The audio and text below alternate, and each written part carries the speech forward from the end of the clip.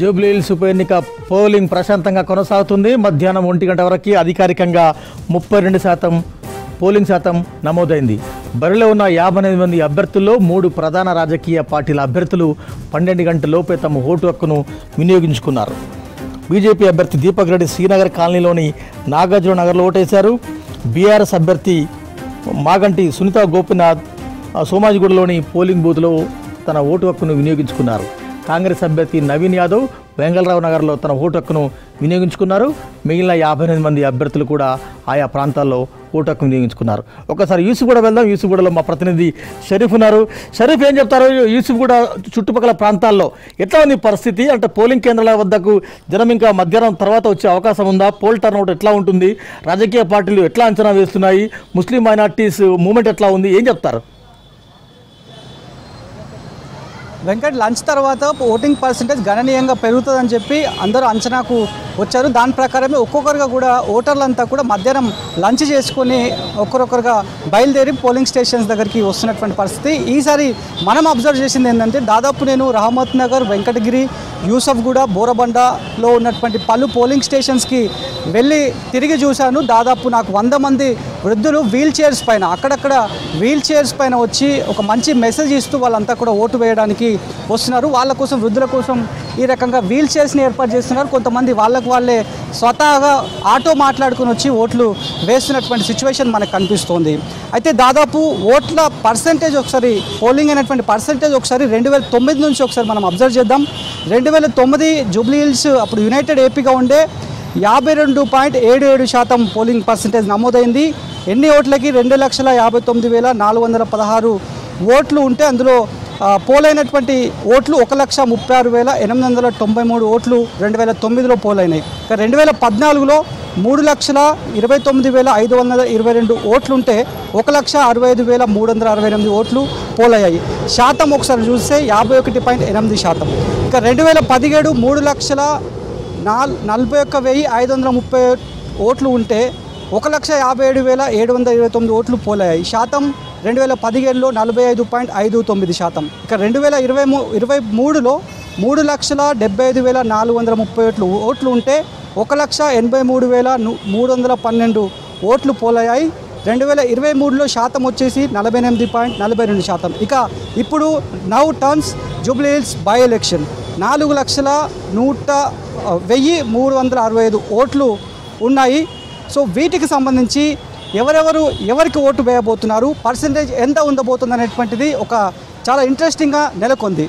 మీరు అన్నట్టు వెంకట్, 2 గంటల ప్రాంతం అవుతుంది. 32% పెరిగిందంటే గతంతో పోలిస్తే ఒక గంట ఇంకా ఎక్కువ టైం ఉంది. ఇప్పుడు ఓటు వినియోగించుకునేటువంటి ఓటర్ల దగ్గర ఒక గంట సమయం ఎక్కువ ఉంది.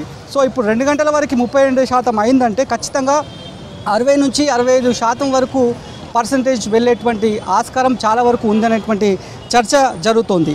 4,1,365 ఓట్లు ఉండగా అందులో 2,85,561 ఓట్లు పురుషులు ఉన్నారు. ఇక మహిళలు 1,92,000 మంది ఉన్నారు. ఇతరులు 25 ఓట్లు ఉన్నాయి. ఇక డిసైడింగ్ ఫ్యాక్టర్ వరకు వస్తే కనుక మీరు అన్నట్లు మైనార్టీ ఓటు డిసైడింగ్ ఫ్యాక్టర్గా ఉంటుందని చెప్పి చర్చ జరుగుతోంది. మరోవైపు బీసీకి సంబంధించినటువంటి దాదాపు 9 కులాల ఓట్స్ కూడా ఉన్నాయి ఈ జూబ్లీహిల్స్ బై ఎలక్షన్లో. ఇవన్నీ కూడా డిసైడింగ్ ఫ్యాక్టర్గా ఉండబోతున్నాయనేటువంటి అంశాన్ని కూడా చెప్తున్నారు. ఎందుకంటే కాంగ్రెస్ శ్రేణులు మొదటి నుంచి కూడా చెప్తున్నారు, మా కాంగ్రెస్ గవర్నెన్స్ నచ్చి, మా సంక్షేమం నచ్చి ఖచ్చితంగా అన్ని సామాజిక వర్గాలను కలుపుకొని వెళ్ళేటువంటి ఏకైక పార్టీ, జాతీయ పార్టీ మా కాంగ్రెస్ పార్టీ. కాబట్టి ఖచ్చితంగా మా వైపు ఓటర్లు మొగ్గు చూపేటువంటి ఛాన్సెస్ కరెక్ట్గా మాకు కనిపిస్తున్నాయనేటువంటి అంశాన్ని డే 1 నుంచి కూడా ప్రచార సమయంలో కూడా చాలామంది మాట్లాడినటువంటి సిచ్యువేషన్ చూసినాం.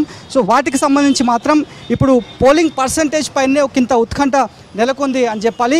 ఖచ్చితంగా ఎక్కువ శాతమే ఓటు పర్సంటేజ్ నమోదయ్యేటువంటి అవకాశం ఉందనేటువంటి విషయాన్ని చెప్తున్నారు. అది మాకు మైలేజ్గా వస్తుంది, కాంగ్రెస్ పార్టీకే మైలేజ్గా వస్తుంది. తమ అభ్యర్థి నవీన్ యాదవ్ అత్యంత మెజార్టీతో గెలవబోతున్నారు.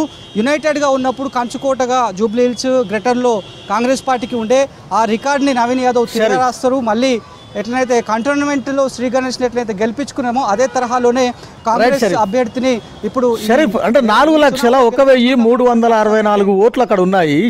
ఎంటైర్ జూబ్లీస్ బైపోల్లో 4,01,364 ఓట్లు. ఇప్పటివరకు 1,25,000 పైచీలకు అంటే 32%, అంటే 55-60 వరకు రీచ్ అవుతుందని అధికారులు అంచనా వేస్తున్నారు. ఎంటైర్ మీరు నియోజకవర్గాల ఓట్ టర్నౌట్ చూసుకుంటే 1,20,000 పైచీలకు ముస్లిం మైనార్టీల ఓట్లు ఉన్నాయి. మీరు చెప్పినట్టుగా 9 కులాల మేజర్ బీసీ కులాలకు సంబంధించిన ఓట్లు కూడా ఆల్మోస్ట్ 2 lakhs దాకా అవి ఉన్నాయి. అంటే ఓట్ టర్నౌట్లో ముస్లిం మైనార్టీలు ఇప్పటివరకు ఎంతమంది వచ్చినారు, ఇంకా వచ్చే అవకాశం ఉందా? తర్వాత బీసీ సామాజిక వర్గాల్లో ఎట్లా ఉంది, అంటే రాజకీయ పార్టీలు ఎట్లా అంచనా వేస్తున్నాయి?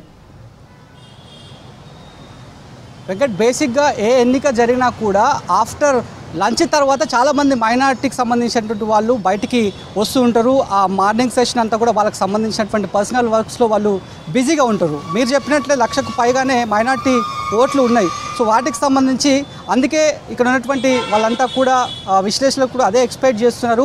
మధ్యాహ్నం తర్వాత లంచ్ తర్వాత గణనీయంగా పోలింగ్ పర్సెంటేజ్ పెరిగేటువంటి అవకాశం ఉంటుంది. చాలామంది ముస్లిం సంబంధించినటువంటి వాళ్ళంతా కూడా ఓటు హక్కు వినియోగించుకోవడానికి ఆ సామాజిక వర్గం వాళ్ళు మధ్యాహ్నం తర్వాత ఏ ఎలక్షన్ జరిగినా కూడా గ్రేటర్లో మధ్యాహ్నం తర్వాత ఎక్కువ రష్ ఉంటుంది కాబట్టి సో వాళ్ళు పూర్తి స్థాయిలో వచ్చి తమ ఓటు హక్కును వినియోగించుకుంటే కనుక ఒకసారి చూడొచ్చు. ఇప్పుడిప్పుడే నెమ్మదిగా అందరూ కూడా లోపలికి పోలింగ్ స్టేషన్స్లోకి వెళ్తున్నారు. ఆ పోలింగ్ స్టేషన్స్లోకి లోపలికి అలో అవుతున్నారు కాబట్టి సో మీరు చెప్పినట్లు ఖచ్చితంగా పోలింగ్ పర్సెంటేజ్ పెరిగేటువంటి అవకాశం ఉంది. డిసైడింగ్ ఫ్యాక్టర్గా మైనార్టీ ఓటు బ్యాంకు డిసైడింగ్ ఫ్యాక్టర్గా ఉండబోతోంది.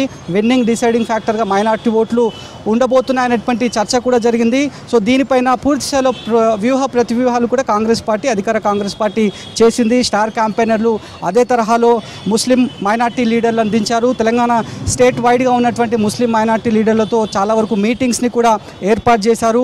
కాంగ్రెస్ అధికారంలోకి వచ్చింది. అధికారంలోకి రాగానే ముస్లిం మైనార్టీల కోసం ఏం చేసింది, ఇక బై ఎలక్షన్ జూబ్లీహిల్స్లో తమ అభ్యర్థి నవీన్ యాదవ్ గెలిస్తే ఇంకేం చేయబోతున్నాము, ఇప్పటికే క్యాబినెట్లోకి అజారుద్దీన్ని తీసుకున్నాము, ముస్లింల సంక్షేమం కోసం అజారుద్దీన్ రిప్రజెంటేషన్ లాగా ఉండబోతున్నారు, ఇది మా కమిట్మెంట్కి నిదర్శనం అనేటువంటి అంశాన్ని క్యాంపెయిన్లో భాగంగా కాంగ్రెస్ పార్టీకి సంబంధించినటువంటి ఏ క్యాబినెట్ మంత్రిని తట్టినా అదే అంశాలని చెప్పారు. క్యాంపెయినర్స్ కూడా అదే అంశాన్ని జనాల్లోకి లోతుగా తీసుకెళ్లే ప్రయత్నం చేశారు. అమ్మ, ఆప్ కితనే चुनाव देखिए, कैसे अम्मा अरेंजमेंट्स कैसे अंदर? अच्छे। कितने साल से डाल रहे वोट? कितने 14 इयर्स। हाँ 14 ईयर्स से डाल रहे वोट. सो आप क्या डिफरेंस दिखा अभी अरेंजमेंट्स के बाद? हमेशा के जैसे। कितना वक्त लग रहा अम्मा एक वोट डालने के लिए? 1 मिनट 2 मिनट्स इतना, 1-2 मिनट में आ जा रहे बाहर. काफ़ी लोग बोल रहे हैं कि जो वीवीपैट्स है वो पहले इंडिपेंडेंट्स के, उसके बाद मेन पार्टी के वो पर्सन क्या बोल? कुछ भी नहीं है वैसा. हाँ రైట్. ఇది సో చాలామంది కూడా ఎన్నికల కమిషన్కి సంబంధించి అన్ని ఏర్పాట్లు చేశారు అనేటువంటి అంశాన్ని కూడా చెప్తూనే కొన్ని పోలింగ్ స్టేషన్స్లో మాత్రం ఓటర్లతో మాట్లాడినప్పుడు ఓటు వేసి బయటకు వచ్చి మాట్లాడినప్పుడు వాళ్ళు నోటీస్ చేసింది ఏంటంటే చాలామంది మీరు చెప్పినట్టు వెంకట్ 50కి పైగానే అభ్యర్థులు ఉన్నారు.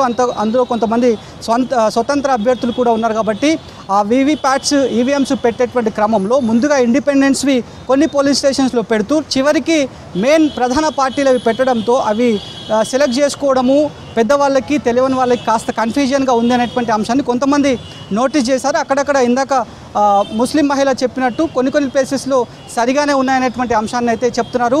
సో ఖచ్చితంగా ఓటింగ్ పర్సంటేజ్ మాత్రం గణనీయంగా పెరిగేటువంటి ఛాన్సెస్ అయితే కనిపిస్తున్నాయి. చివరి గంట ఎట్లనైతే పెంచారో ఆ గంటను చాలా వరకే యూటిలైజ్ చేసుకునేటువంటి అవకాశం ఉందని చెప్పి ప్రస్తుతం ట్రెండ్ బట్టి చూస్తే తెలుస్తోంది వెంకట్.